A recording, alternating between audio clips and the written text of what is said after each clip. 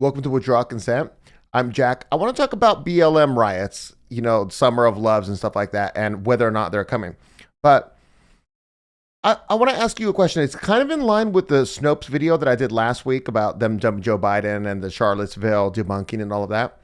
And the question I should have asked you at the end of that video was, when you saw Snopes do the fact check, did you come to the conclusion that they were going to use that against Joe Biden in the debate? Because see, that video would have been much better if it had been released right after the Snopes fact check, and I could have saw the pattern in the future, right?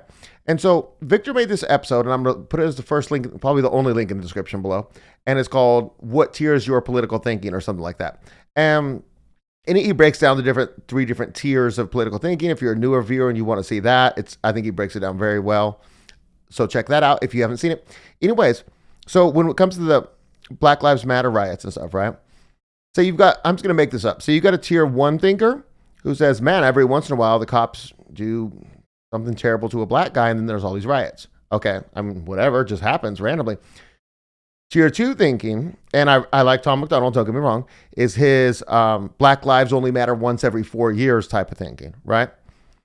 Sure, now you see a pattern. Good, that's tier two. Tier three thinking is John Doyle when he said that, of course, there's not going to be BLM riots this summer because look at the conditions, right? So the conditions in 2016 was that Barack Obama had termed out, and so there was no Democrat incumbent, so you could have them in order to create disruption, right? To try to get another Democrat elected. And then in 2020, you had a Republican incumbent, Trump, so you could totally have them. But then you go to 2024, and now you have a Democratic incumbent running for re-election. So now the entire situation's changed, and you can't have the riots. Now, if we go back to George Floyd, that started in May, right? I'm filming this. It's July 6th. This is going to be published on July 15th, I believe, Monday.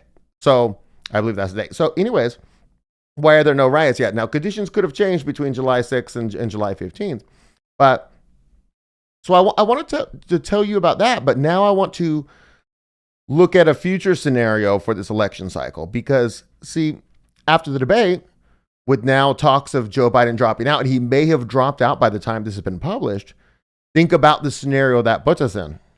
If you take away the factor of the Democrat incumbent running for re-election, you might have a cop do something on camera, we'll say, to a black person, which happens all the time to black people and white people, but all of a sudden this one will really matter, And so it's funny that I'm trying to explain it so you can see the different ways of thinking, because the funny thing is that, like, if this scenario plays out that I just told you, the tier two level people will think we got it right every 4 years.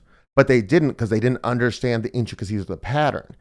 And so I think this is important to point out, because see, we're always trying to look forward. Like in the Snopes one where I failed, like I told you, when they did the fact check, I didn't look forward and see the pattern. So this, in a similar vein, I'm attempting to look forward. So it's not a prediction.